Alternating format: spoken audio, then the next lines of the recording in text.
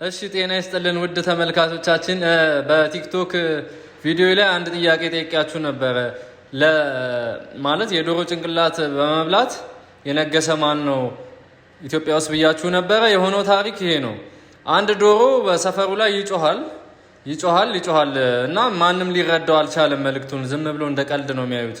የሆነ ጊዜ ላይ ግን አሳሰባቸውና ምን እናደርግ ሲሉ አንድ አባት አሉ፣ እሳቸውን ጠይቁ ተባሉ። አቡነ ተክለ ሃይማኖት ባህታዊ ነበሩ በዛ ሰዓት።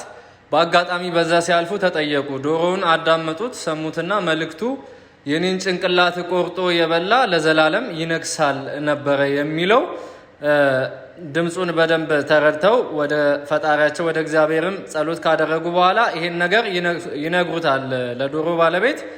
ከዛም ምግቡ ተሰርቶ እንዲቀርብለት ሲያደርግ ሴትዮዋ ግን ጭንቅላቱን ቆርጣ ጥላው ነበረ፣ አይበላውም ብላ ማለት ነው።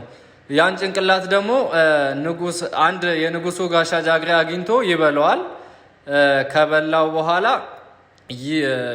እንትን ይላል ማለት ነው፣ ይነግሳል። ያ ንጉስ ባለ ዶሮ እንዴት የዶሮ ጭንቅላት የት ሄደ ብሎ ሲፈልግ ያው ለአንተ አልተፈቀደልህም ብለው አቡነ ተክለ ሃይማኖት ይነግሯቸዋል። ከዛም ያደራድሯቸዋል። ከዛ በኋላ ያን የዶሮ ጭንቅላት የበላው ለዘላለም እንዲነግስ ተፈቀደለት፣ ነገሰ ማለት ነው። ይሄ ንጉስ ማን ይባላል ነበረ ጥያቄ የሆነው። ይሄ የኢትዮጵያ ድንቅ የሆነው ንጉስ ይኩኖ አምላክ ይባላል።